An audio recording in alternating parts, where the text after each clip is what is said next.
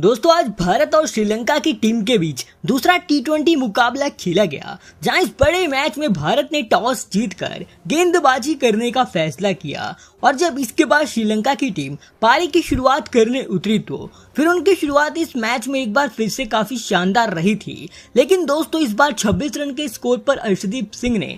कुशल मेंडिस को आउट कर दिया था और वो 10 रन बनाकर आउट हुए थे। लेकिन इसके बाद कुशल परेरा ने इस मैच में कमाल का प्रदर्शन करा और पतुम निसंगा के साथ मिलकर उन्होंने श्रीलंका का स्कोर 80 रन तक पहुंचा दिया था। जहां दोस्तों ये दोनों बल्लेबाज इस मैच में कमाल की बल्लेबाजी कर रहे थे और श्रीलंका का स्कोर इस मैच में काफी तेजी से आगे भाग रहा था। लेकिन इसी बीच 80 रन के स्कोर पर रवि बिश्नोई ने पतुम निसंगा को आउट कर दिया और वो 32 रन बनाकर आउट हुए थे। लेकिन दोस्तों इसके बाद इस मैच में कुशल परेरा ने कमाल की बल्लेबाजी करते हुए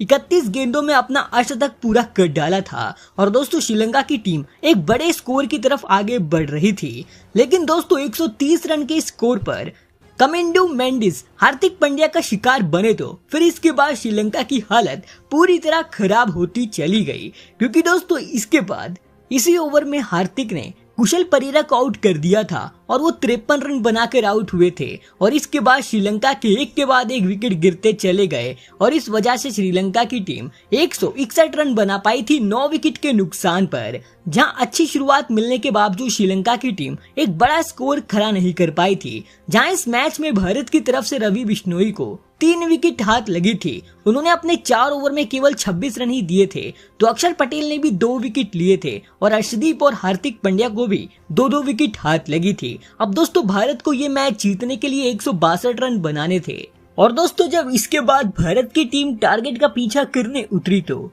फिर दोस्तों जब 3 गेंदें फेंकी गई थी उसके बाद दोस्तों इस मैच में काफी तेज बारिश हुई और बारिश की वजह से ये मुकाबला काफी देर तक रुका रहा और दोस्तों बारिश काफी देर तक होने की वजह से इस मैच में ओवरों की कटौती की गई और इस मैच को 8 ओवर का कर दिया गया और भारत को नया टारगेट मिला 78 रनों का। यानी कि दोस्तों 48 गेंदों में भारत को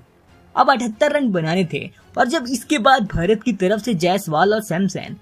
टारगेट का पीछा करने उतरे तो फिर दोस्तों जायसवाल तो इस मैच में आक्रामक बल्लेबाजी कर रहे थे, लेकिन दूसरी तरफ संजू सैमसन 12 रन के स्कोर पर महेश टिकसेना की गेंद पर क्लीन बोल्ड हो गए और बिना खाता खोले आउट हो गए थे। जहां इसके बाद बल्लेबाजी करने कप्तान सूर्य कुमार यादव उतरे और दोस्तों इसके बाद सूर्या ने इस मैच में पूरी तरह विस्फोटक पारी खेली। उन्होंने 12 गेंदों में 26 रन बना दिए थे, लेकिन 51 रन के स्कोर पर वो आउट हो गए। लेकिन दोस्तों भारत को अब ये मुकाबला जीतने के लिए 22 गेंदों में 27 रन बनाने थे और एक तरफ जायसवाल इस मैच में कमाल की बैटिंग कर रहे थे और इसके बाद उनका साथ देने के लिए हार्दिक पांड्या उतरे थे। जहां इसके बाद भारत की जीत पूरी तरह पक्की दिख रही थी। लेकिन इसी बीच 65 रन के स्कोर पर जायसवाल हसरंगा की गेंद का शिकार बने और दोस्तों वो 15 गेंदों में 30 रनों की शानदार पारी खेलकर आउट हुए थे। जहां इसके बाद पंत बल्लेबाजी करने उतरे थे, लेकिन इस मैच में हार्दिक पांड्या ने कमाल की बल्लेबाजी करते हुए भारत को ये मुकाबला